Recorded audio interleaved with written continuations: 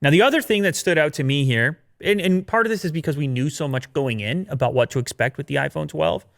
5G, mega processing power. There were rumors early on about maybe going to a high refresh screen, but then those were squashed because the choice was supposedly made for 5G and battery life over 120. That's the word on the street. We knew what the design was going to look like with the flat edges. I did not know that they had teamed up with Corning. And actually, I just realized this right now because they didn't really mention Corning in the broadcast. They teamed up with Corning to do a ceramic hardened display, which they are claiming is tougher than any other smartphone glass. It will be on the iPhone 12, 12 mini, 12 Pro, and 12 Pro Max. They say it will have 4 times greater resistance to damage and drops.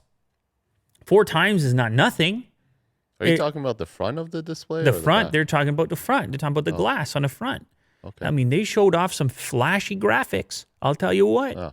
Yeah, they spent some money on graphics during their presentation. Because you know what they have, Will? They have money. Yeah. You know, Mo walked in. He looks up at the screen. Yeah. He says, "How did they do that?" Yeah. Because it was one of those crazy transitions. I said, "That's money." It's a trilly right there. Yeah, I said, "Right there? Oh, that's money." What'd you see? A flashy transition? Oh, money. Oh, they're flashy, fancy headquarters. You know what that is? That's money. Yeah. It's amazing what you can do when you have tremendous success, which is obviously what they have. Now, to be clear, ceramic has been used on smartphones in the past, usually like you just said on the back. This ceramic hardened glass, on the other hand, at least whatever Apple has concocted alongside Corning, is apparently a different beast. Tough, lightweight, virtually impervious to heat and electricity. And it's waiting. It's ripe to be tested for people to figure out what happens, not just for drops, but also, maybe more importantly, for scratches.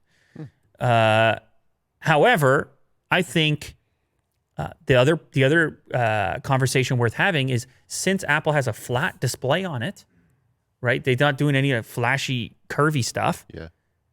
It might be a great candidate for a tempered glass screen protector anyway. In which case, maybe you have two levels, 2 layers. I don't know. It's a thought.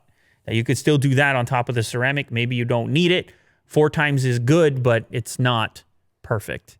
Obviously, glass is glass. Yes. And glass can break and scratch.